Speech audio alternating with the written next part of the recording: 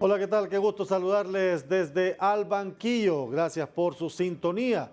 Sin duda alguna, tema de interés es la situación que está viviéndose en la colonia Guillén y colonias aledañas en Tegucigalpa por el derrumbe de viviendas y la situación que están viviendo ya más de 800 familias en la capital que han tenido que salir porque esta zona que comprende la colonia Guillén, la colonia Nueva Santa Rosa y otras cercanas, prácticamente se convierten en zona de riesgo, zona inhabitable.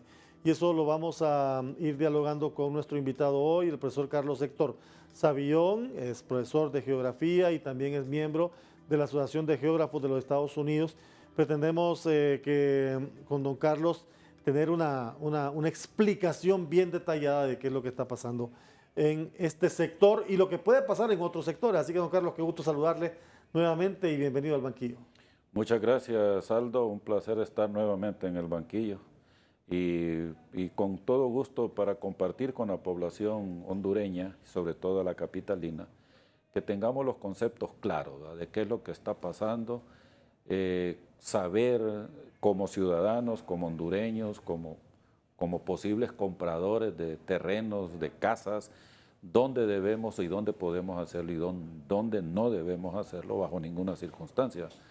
Y obviamente esta zona de la falda del Cerro del Picacho es una zona que la alcaldía municipal desde hace décadas, desde inicios del siglo XX, debió haberse declarada como zona inhabitable por la característica geológica que tiene.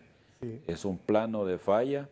Los planos de falla son, por definición, son inestables, por lo tanto son zonas de riesgo, zonas vulnerables, zonas que se deben conservar, en el caso nuestro, como zonas boscosas y no darles otro uso. Para ir entrando en conocer bien qué es lo que está sucediendo, mientras iremos observando imágenes, en efecto está la capital, ese espacio de la capital, sobre una falla. Así es. Pero lo que hay es deslizamiento, derrumbe y no activación de la falla. Correcto. Quisiera que presentara las primeras tres gráficas que le traje ahí para explicar los procesos geológicos. Sí. Aquí me dice, ¿qué son las fallas? Una falla geológica es una ruptura en la corteza terrestre. Interiormente la Tierra tiene tres capas. Está el núcleo, está el manto y luego está la corteza terrestre. La Tierra tiene un diámetro de 12.700 y pico de kilómetros, pero la corteza terrestre es la capita delgada que se ha enfriado en 4.500 millones de años. Apenas tiene en su punto más grueso 40 kilómetros de espesor, versus 12.700 que están todavía alguna parte en estado de fusión. Entonces, la corteza es frágil porque cualquier empuje que venga del interior de la Tierra a través del magma la rompe, la quiebra, la fractura.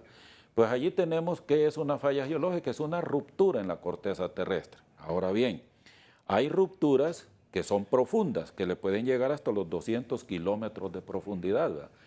Otras rupturas son superficiales, pueden tener 5 o 10 kilómetros nada más de profundidad y tener longitudes, hay grietas o fallas geológicas que tienen miles de kilómetros de longitud.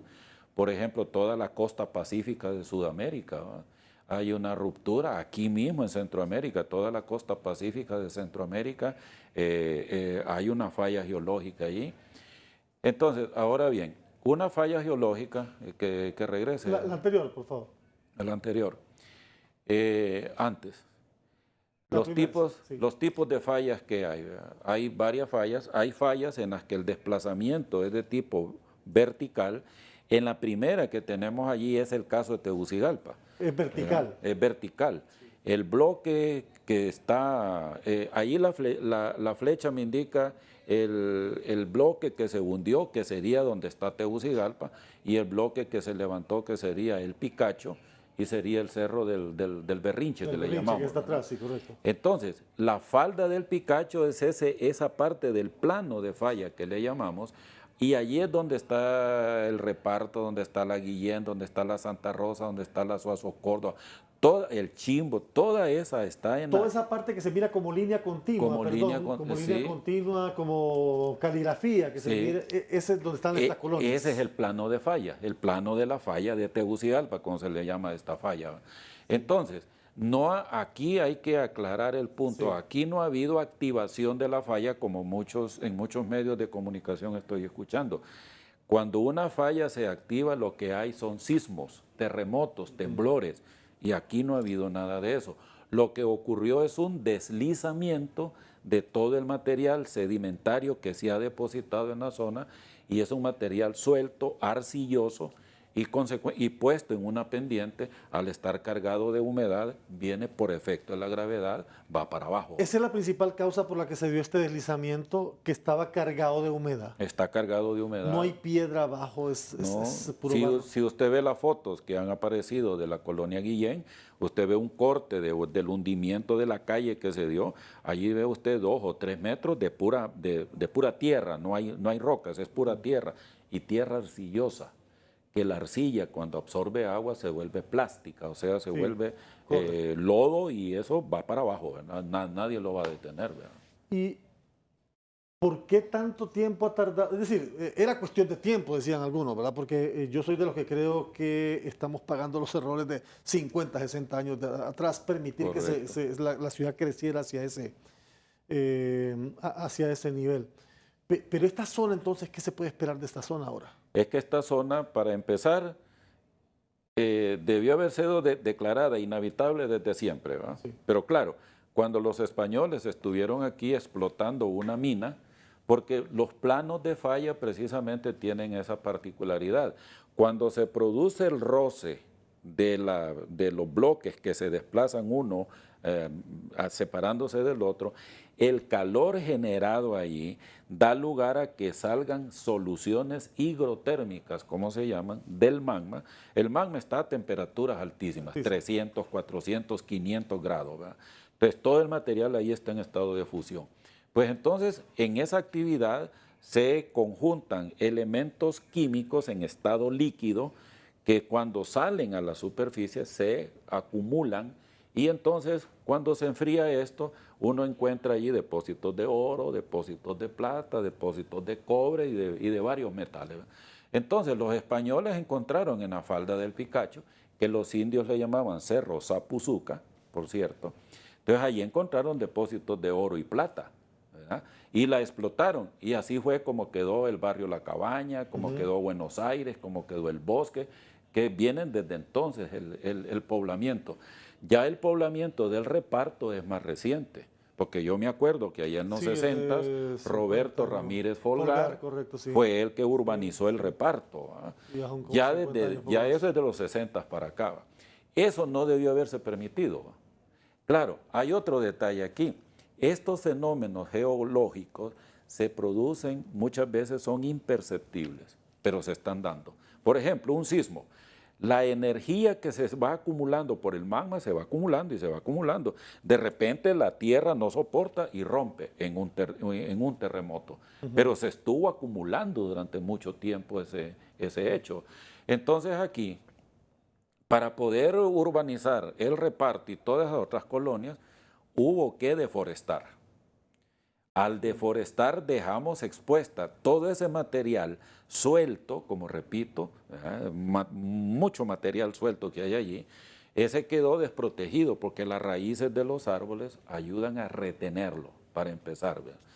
Pero se urbaniza, se deforesta. Segundo, algunas de estas casas se rompen las aguas negras, las aguas lluvia, y se van acumulando en el subsuelo, ¿verdad? Unido a esto el elemento arcilloso del suelo. Del suelo.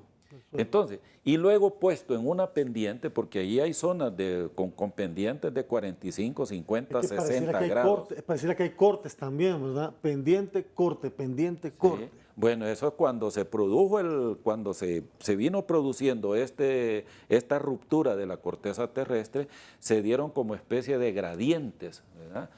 Una grada aquí, otra grada aquí, otra grada aquí, poco a poco. ¿Cómo lo vemos eso? Bueno, pues, por ejemplo, si nosotros subimos al Picacho, nos vamos a Viera, donde está la residencia de la Embajada de Estados Unidos. Allí se ve como una pequeña mesetilla. ahí hay un afloramiento rocoso. Por lo Sí, tanto, esa zona es fuerte, es sólida. fuerte, sólida, allí no hay problema. Pero nos movemos hacia el este, hacia el reparto, allí la cosa cambia. ¿Va? Debajo de del subsuelo allí hay una capa de roca volcánica y sobre esa capa de roca está depositada una cantidad de sedimento, que ese sedimento arcilloso, sin protección ni nada, cuando se carga de humedad se desliza. Ese fue el estudio que hicieron los japoneses allá después del Mitch. ¿Verdad? Correcto, que eso le iba a consultar, porque si me puede poner por favor la primera gráfica, José, porque cuando el Mitch, ¿se acuerda usted que se rompió el berrinche?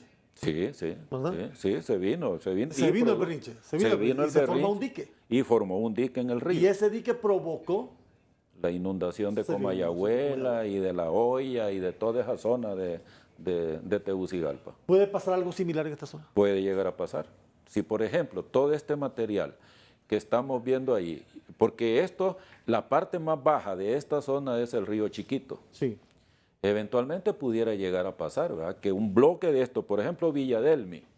Villadelmi es una zona, sí está un poquito alejado porque hay una planicie donde está el Instituto Virginia Sapp, donde está el mercado este, pero si todo ese material se viene hacia abajo, eventualmente podría llegar a producir un embaulamiento. Ahí en el berrinche lo que pasó es que se hizo un proyecto que detuvo, es decir, y que por supuesto ya no permite construcciones en los alrededores, y esto como que solidifica, es decir, lo sostiene. Lo sostiene, ¿por qué? Porque lo que hicieron los japoneses allí fue construir todo un sistema de drenaje de aguas lluvias y de aguas subterráneas.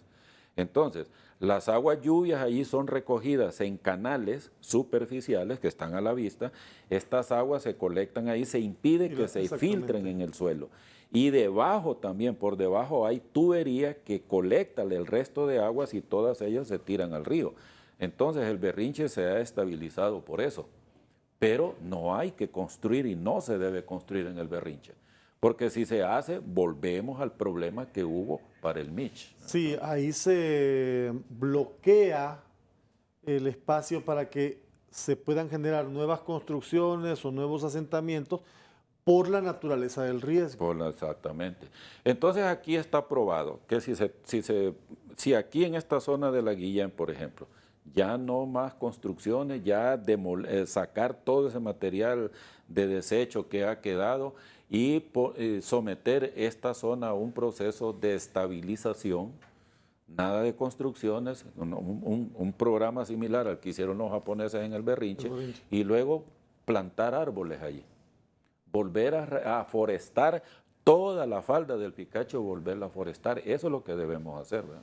¿Y qué va a pasar con colonias cercanas ahí? Todo lo que resta del reparto que todavía no ha sido afectado, y hay colonias ahí muy cercanas que todavía no han sido afectadas. Nuevamente, ¿verdad? No permitir más expansión, no permitir... ¿Pero las que están? Bueno, las que están, que pase su vida útil. Si no pasa nada en el entretiempo, mejor. Pero imaginémonos dentro de 100 años, 150 años, 200 años, en unos 50 o 100 años, diría yo, así a ojo de buen cubero, que ya esa zona quede deshabitada, despoblada, por la zona de riesgo que es. Voy a ir a la pausa, pero cuando regresemos me cuenta un poco, don Carlos, cómo sería este proceso de cierre de la zona y comenzar el trabajo ¿cómo se llamaría ese trabajo? Estabilización de terreno. Estabilización de ¿Cómo terreno. se haría ese trabajo de estabilización de terreno? Porque lo que usted me dice que hay abajo es puro barro. Sí. Y cómo evitar que no se puedan dar nuevos deslizamientos. Voy a la pausa, regresamos con don Carlos Héctor Sabión aquí en Al Banquillo. Y así tenemos, y aquí en Tegucigalpa, la principal falla es la que, como dije, va de sur a norte, que es la falla del río Choluteca. Esa es la que nos afecta directamente a nosotros. Sí, pero esta falla está tranquila, no ha habido actividad.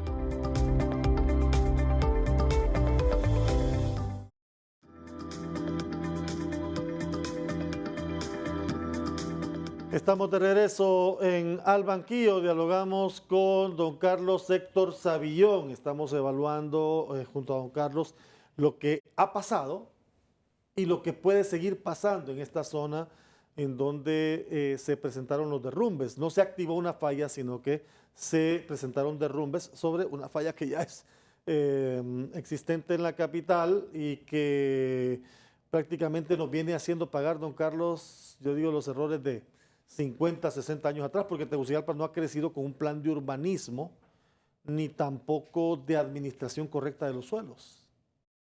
Sí, justamente, fíjese que hay ya estudios, hay estudios geológicos, la Facultad de Ciencias Espaciales de la Universidad Nacional ha hecho de localizaciones de aquí de diferentes lugares de Tegucigalpa.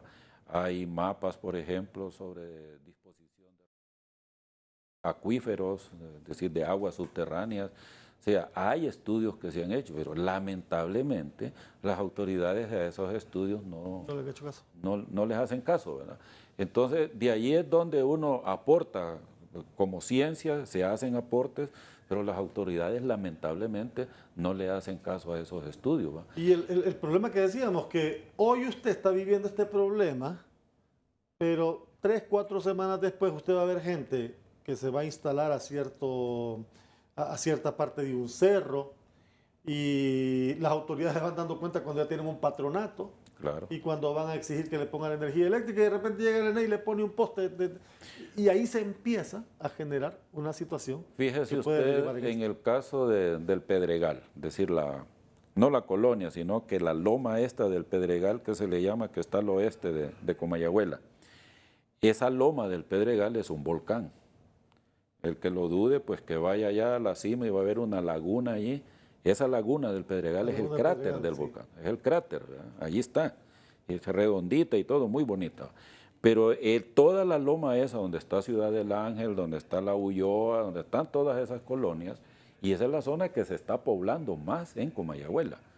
Y esa zona es zona igualmente de alto riesgo. ¿Por qué? Porque el mismo material volcánico no consolidado, es decir, que no se ha litificado, no se ha convertido en roca, sino que lo que tenemos allí es ceniza volcánica suelta, por lo tanto se carga de humedad y allí tenemos los deslizamientos. Por ejemplo, en La Ulloa, allí hemos visto escuelas que se han rajado completamente, correcto, casas que muros se han venido incluso. muros que se han venido. Entonces, ¿por qué? Esa es una zona que no debió haberse poblado, pero está muy poblada.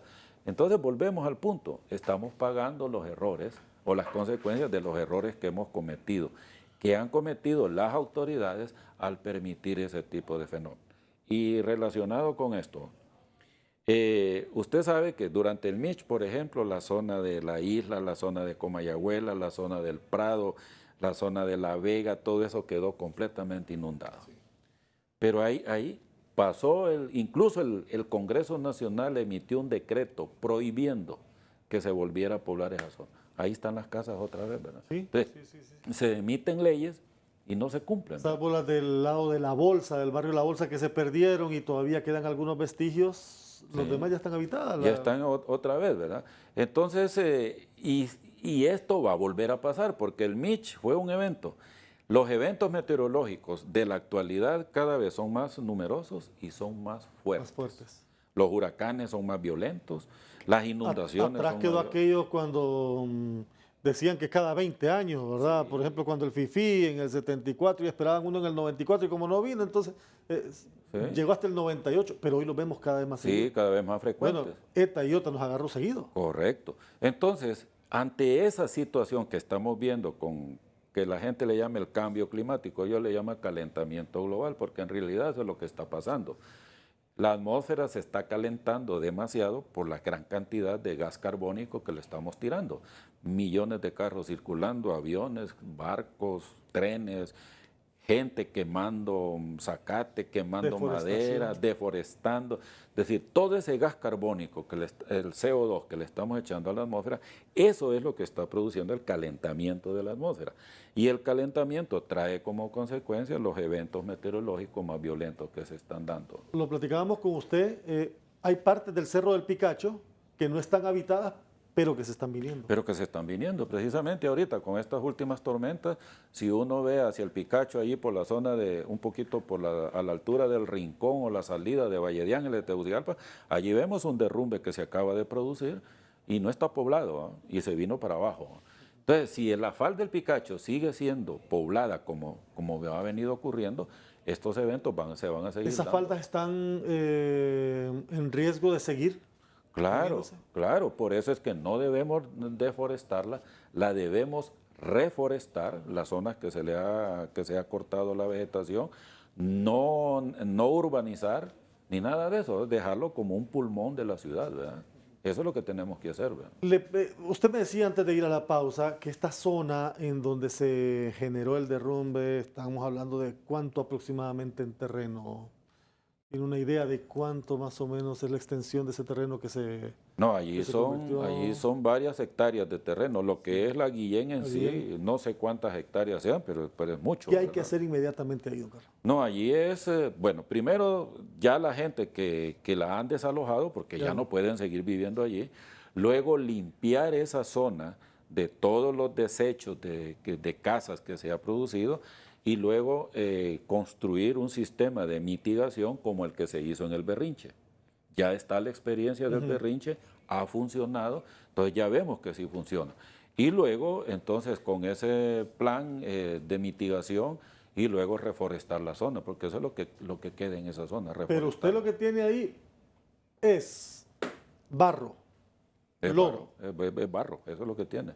Si tal vez pudieran presentar una foto, hay una foto que salió en los periódicos donde se ve la calle hundida y el desnivel entre la casa de Sí. aquí y la calle son como 2 metros o Ahí más. necesita meter piedra No, simplemente eso es limpiarlo de todos Limpiar los desechos. y empezar ¿Para a- qué va a construir ahí? Nada, no va a construir. ¿Para qué va a construir un muro de retención? ¿Para volver a construir casas? No, es decir, no lo hagamos. ¿Por qué? Porque allí la profundidad que tiene o el grosor que tiene la capa sedimentaria es de varios metros. Eso no es de 1 metro, 2 metros. Es decir, es que cuando usted va a construir va a hacer una construcción en un evento como ese, usted escarba hasta que encuentra roca. Hasta allí, y allí empieza a hacer la cimentación.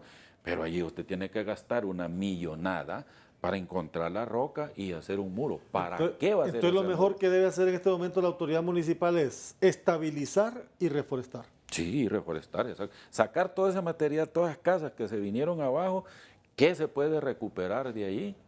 A tratar de recuperar algo Sí, y también. luego sacar todo ese material de desecho y luego estabilizarlo construyendo obras de drenaje, tanto superficial como subterráneo. Eso es lo que- Vamos a seguir ubicando los mapas porque quiero que don Carlos nos explique en detalle de cómo está nuestro territorio también. Este es... Esta es hablando una, esta es una del bloque de serie, falta, ¿verdad? esta es una serie de fallas geológicas de tipo vertical que cuando se producen así en serie, producen lo que se llaman horst y graben. Horst es el pilar Ajá, que sería el equivalente a la montaña. a la montaña. Y el El graben graben, es la depresión, que es el ok. equivalente al valle tectónico, que es el caso de Que es así Tegucigalpa. como está Tegucigalpa. Es así como está Tegucigalpa. Entonces, si nosotros vemos el mapa de Honduras de este a oeste, nos vamos a encontrar con esa serie de gravens y pilares. Todas las sierras de Honduras son pilares o horst, y todos los valles grandes y pequeños también son graven. Aquí lo vemos, mire. En ese mapa podemos ver toda la que tiene como café naranja, esas son las sierras de Honduras, las montañas. Y la parte verdes, esos son los valles. Pues los valles son gravens y las montañas son pilares o Son horst. pilares. O sea, todo el relieve montañoso de Honduras es producto de afallamientos. Todos. Todas las montañas y los valles son producto de fallas geológicas. Por eso el país está atravesado de muchas fallas geológicas. Algunas, la más larga de todo el país es la falla que se inicia en Cabo Camarón y termina en el Golfo de Fonseca. A lo largo de esa falla va el río Paulaya, el río Tinto o Pataste, el río Guayape, el río Guayambre, a unirse con el río Choluteca. Es una sola falla geológica. Por eso es que esa zona es muy conflictiva también. En esa parte. Exactamente. La otra falla importante que tenemos es lo que se llama la depresión transversal de Honduras, que viene desde Puerto Cortés por el Valle de Sula, luego se conecta con el Valle de Comayagua y luego se conecta con el Valle de Huascorán. Esa es la depresión transversal de Honduras. Justamente ahí es donde está la represa del Cajón. ¿Okay? Luego tenemos la falla del Chamelecón, que es la que se une en el Valle de Sula a través del Valle de Quimistán y la entrada. Esa es la falla del Chamelecón. Luego tenemos la falla de Otoro. El Valle de Otoro está en la falla. Luego el Valle de Gracias está en la falla de Gracias. Luego está la falla de Zumpul, por donde ve el río Zumpul que se une al río Lempa. Después, aquí en Tegucigalpa, todo el cauce del río Choluteca es una falla geológica que tiene la forma como de una oreja. O sea, la falla viene desde el sur, desde Ojojona, digamos, cruza Tegucigalpa de sur a norte, le da la vuelta a toda la montaña de San Juancito, luego pasa por Cantarranas, Moroselí, y de allí toma rumbo sur por Oropolí, Orocuina, Choluteca, a unirse al Golfo de Fonseca. Esta es la falla de Choluteca. Y luego tenemos la falla de bueno, donde está Lubarén, Curarén y todo eso. La parte sur también es otra falla geológica, la del río Reitoca.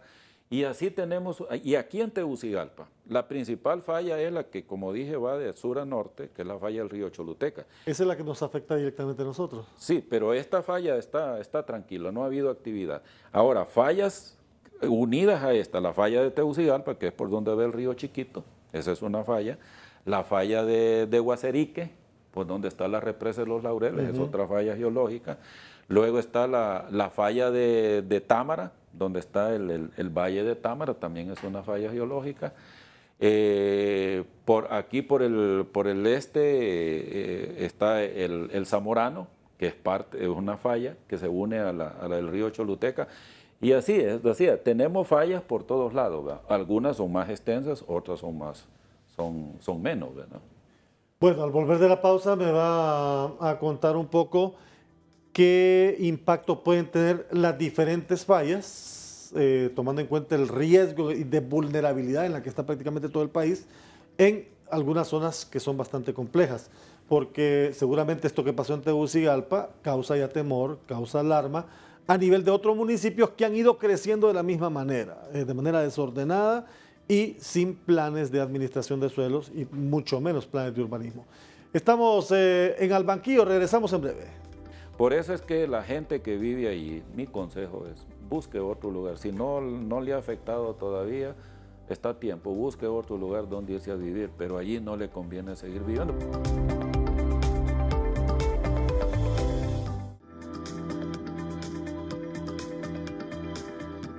De regreso en Al Banquillo, con nosotros el experto en geografía y por supuesto miembro de la Academia de la Sociedad de Geógrafos de Estados Unidos, don Carlos Héctor Savillón.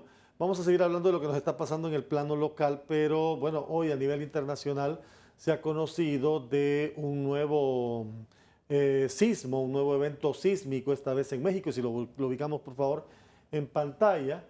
Un terremoto de 7.4, don Carlos, sacudió México el mismo día de los sismos de 1985 y de 2017, un 19 de septiembre.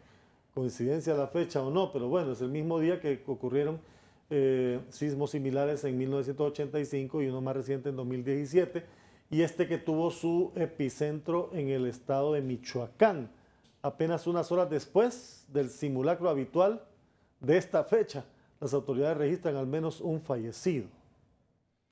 Sí, mire, esta zona de México es de las más activas en términos sísmicos porque allí hay una falla geológica que conecta el Golfo de México en el Atlántico con el Océano Pacífico. Y a lo largo de esa falla se ha formado la llamada cadena neovolcánica, cadena de volcanes que están activos. Ahí está el Orizaba, volcán Orizaba, que está al sur de México, el Popocatépetl, sí. Que la ciudad de Puebla está al pie del volcán, está el Nevado del Colima. Entonces, todos esos volcanes, el Paricutín, todos ellos están a lo largo de esa falla. Entonces, esta es una zona donde constantemente hay actividad sísmica. 7.4 es fuerte. Es un terremoto muy fuerte, ya que daña edificios, produce daños muy severos. Ya un terremoto de incluso de 4 grados, ya se siente, ¿va? No, no produce grandes daños, pero sí ya es perceptible. Normalmente aquí en Centroamérica, por lo menos unos 10 sismos diarios se producen, diarios. ¿En Centroamérica? En Centroamérica. Hay más, se producen más, pero de 1 grado, 2 grados que no son que no se perciben, ¿verdad? Pero ya cuando se perciben ya son de los de 3 grados en adelante. Entonces, por eso si usted se mete en internet, a un Google, y busca la página del INETER, por ejemplo, de Nicaragua o de Costa Rica o de cualquier lado, y usted va a ver los distintos sismos que se producen todos los días, al menos 10 diarios de más de 3 grados, ¿verdad? De más de 3 grados. Ahora, ya uno fuerte de 7, 8 grados, pues ya esos son más... y hay una ventaja porque ese sismo leve, un sismo, ¿qué es? Es liberación de energía. Si yo estoy presionándome aquí y lo estoy haciendo congelar, llega un momento en que libero la energía, eso es un sismo. Entonces, si se está acumulando energía y se libera, pues ya esa energía se liberó y ya no se va... ya no hay el riesgo de que se siga acumulando hasta llegar a uno grande. Por eso los sismos muy fuertes aquí en Centroamérica son más espaciados, son más eventuales. En cambio, los sismos suaves, esos son de cada día. Quedan como los...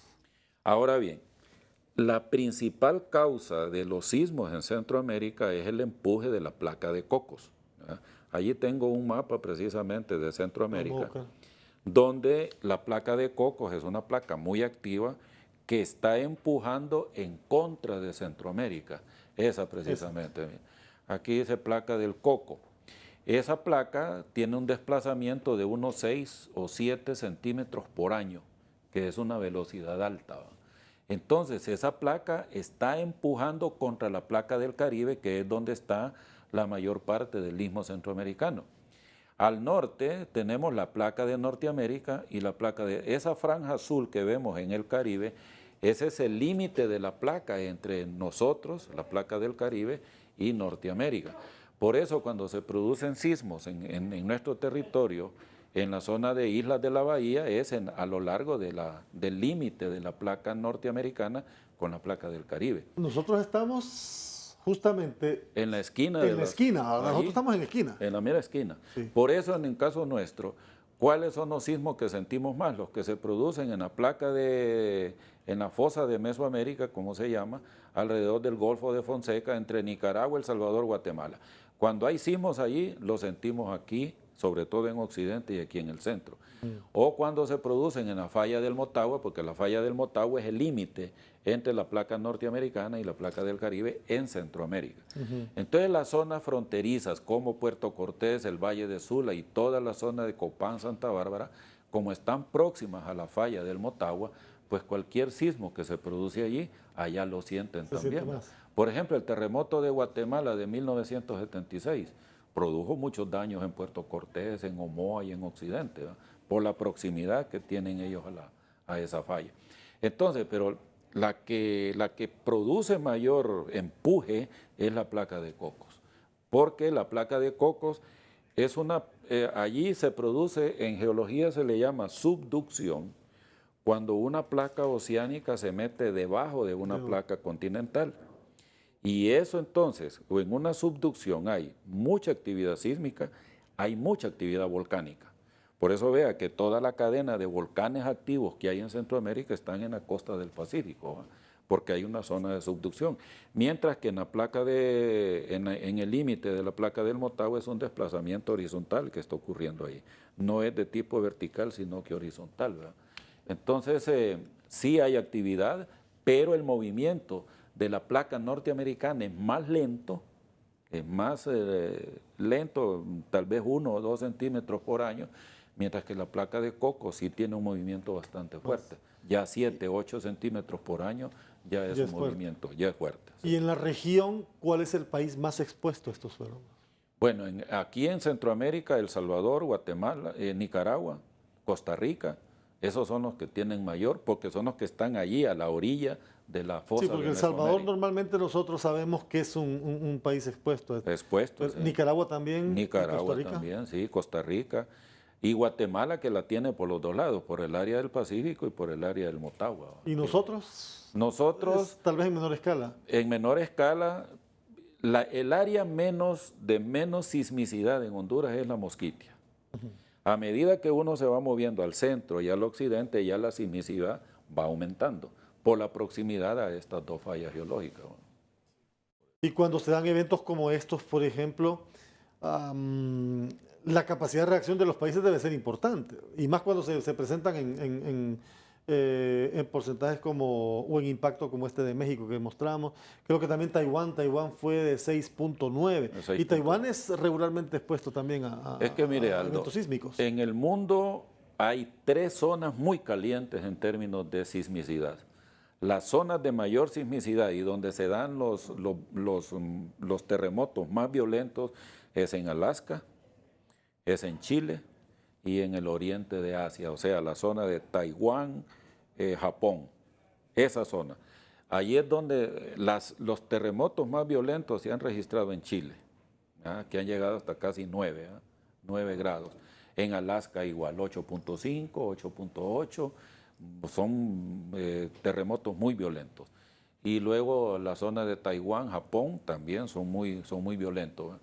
Luego hay otras áreas del mundo donde, por ejemplo, entre la India, Pakistán, Irán, Turquía, allí se dan unos terremotos fuertes también, porque es la zona en la que la placa de la India está empujando contra Asia, se están desplazando hacia el norte. Entonces allí no es en el mar, sino que es en el continente donde se producen estos terremotos tan violentos. Y si pasamos al mar Mediterráneo, también está la zona de Grecia, sur de Italia, que también son terremotos violentos los que se dan, ¿verdad? Y aquí muy cercanos a nosotros, bueno, México, como lo acabamos de ver, México regularmente también es un país expuesto a... Sí, pero el centro de México, más la parte central de México. Centro-sur de México, en el norte... Tal vez la zona ya limítrofe con la falla de San Andrés, ya con California, esa es una zona también activa, ¿verdad? Pero no tanto como la de Alaska, ¿verdad? Valía la pena hacer esa explicación porque mucha gente confunde de repente y desde los mismos medios también podemos confundir los términos, ¿verdad? Porque mire qué interesante saber que lo que pasó en la Guillén no fue la activación de una falla. De la falla, sí. Sino el deslizamiento. Correcto. De un terreno que prácticamente ya está y que va a seguir en ese proceso. Va a seguir y esto esperémoslo que... Por eso es que la gente que vive ahí, mi consejo es busque otro lugar. Si no le ha afectado todavía, está a tiempo, busque otro lugar donde irse a vivir, pero allí no le conviene seguir viviendo porque eventualmente le va a tomar 1 año, 10 años, 20 años, 50 años, pero que va a suceder, ¿verdad? Porque los eventos geológicos son así, pueden ser imperceptibles por un tiempo, pero de repente se activan de un solo. Y vamos a hablar en breve, al volver de la pausa, de decisiones que se deben tomar de manera inmediata. Decisiones en la parte estructural, pero también desde la parte humana, porque no podemos dejar de lado la parte humana. ¿Para dónde va toda esta gente? ¿Cómo recupera su patrimonio? Se trata de volver a empezar. Lo hablamos con don Carlos Héctor Savión al volver de la pausa. Sigo sosteniendo y quisiera que la población tomara esto. Tegucigalpa no está en un lugar donde podría crecer indefinidamente. Sino...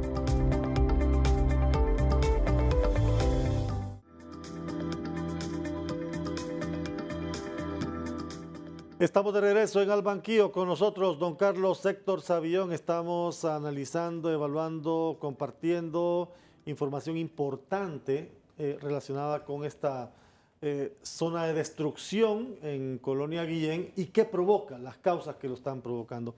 Tenemos todavía dos láminas que me gustaría que don Carlos explicara. Una que tiene que ver con el tema de cuencas, que para nosotros este debería ser un tema importante, la protección del recurso. Exactamente, precisamente este mapa que tenemos en pantalla es un mapa de las microcuencas. Todas ellas forman parte de la cuenca del río Choluteca, porque ¿cuál es la definición de cuenca? Cuenca es el área que drena un río con todos sus afluentes. Y aquí quiero también, por lo esto de maestro, en muchos textos y muchos periodistas también dicen, el río tal riega tal valle, el río Choluteca riega el valle de Choluteca. Eso no es así. Los ríos no riegan, los ríos son sistemas de drenaje. Los ríos drenan el agua, lluvia subterránea, para llevarla a otro río o a un lago o eventualmente al mar.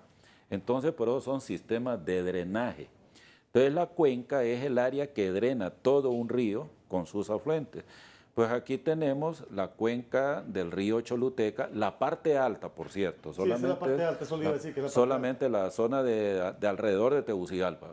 Entonces allí vemos las subcuencas, la subcuenca de Guaserique, la subcuenca del río del Hombre, la subcuenca del río Zabacuante, del río Chiquito, y luego las áreas rojas son las áreas de aguas subterráneas. Como vemos, las aguas subterráneas las encontramos más en valles, pues en Támara, y en el valle allí de Liquitimaya, que la gente le llama Valle de Cantarranas o Valle de Moroselí o a la Villa de San Francisco. Pero yo respeto mucho el doctor Jesús Aguilar Paz, que elaboró nuestro mapa. Él le llama en su mapa Valle de Liquitimaya. Y yo por eso la llamo de esa manera. Bueno, ese mapa está montado sobre... Bueno, aquí hay un detallito también que, para comprobar lo de las fallas geológicas que pasan por Tegucigalpa. El río Choluteca va de sur a norte, en línea recta, y luego da la curvatura para darle la vuelta a la montaña de San Juancito, esa parte gris que vemos allí, gris con rojo, y luego cae a Cantarranas, Moroselí. Ese es el curso del río Choluteca, que si lo vemos aquí en Tegucigalpa, creeríamos que el río va hacia el norte, a desembocar en el Atlántico, pero no, el río le da la vuelta a la montaña de San Juancito y agarra para el Golfo de Fonseca. Y luego el río Chiquito, que viene como en ángulo recto, porque va a lo largo de la falla de Tegucigalpa. El río del Hombre, que viene en línea recta, allí vemos el valle de Támara, que ese valle, cuando vamos a la carretera Olancho, allí le llaman Valle de Ilamapa. Ajá, el de Ilamapa, sí. Pero es el mismo valle, es la misma depresión tectónica. Luego el río Guaserique, que nos viene de la montaña de Hierbabuena y viene en línea recta a unirse al río Choluteca. Lo mismo el río San José, que viene de aquí del oriente a unirse al río Choluteca y a la altura de La Vega. Entonces todos esos ríos van a lo largo de pequeñas fallas geológicas, no tan extensas como la falla de Tegucigalpa. El siguiente mapa es el mapa de relieve de Tegucigalpa. Entonces aquí, las partes grises, lisas que se ven, esos son los valles, ¿verdad? La parte más grande la vemos hacia el centro derecha, ese es el valle de Liquitimaya, o Moroselí o Cantarrana. Luego, donde está Tegucigalpa, se ve la depresión ahí, se ve la falda del Picacho, allí dice Tegucigalpa. Pues donde dice la palabra Tegucigalpa, esa es la falda del Picacho. Entonces vea usted cómo el Picacho es una grada de la montaña más alta, que es la montaña de San Juancito, ¿verdad? Y se observa claramente. Y se ve claramente, y se ve el plano de falla. Se ve el plano de falla, sí. Y luego el río Choluteca corta entre el Picacho y Cerro Grande, o el Berrinche, allí corta verticalmente, pero lo que pasa es que el río allí ha labrado su curso, porque está la falla también. Pero entonces el río ha labrado su curso, y por eso, si Tegucigalpa no se hubiera urbanizado, era un sitio ideal para una represa. Usted la construye allí por la Concordia, la represa, y todo esto sería un lago. Sí, sí. Bueno, usted cuando entra a Tegucigalpa sabe que es ahí se nota. Es una depresión tectónica. Sí, entonces, así que el relieve de Tegucigalpa, como lo vemos allí en esta fotografía, es muy quebrado, ¿verdad?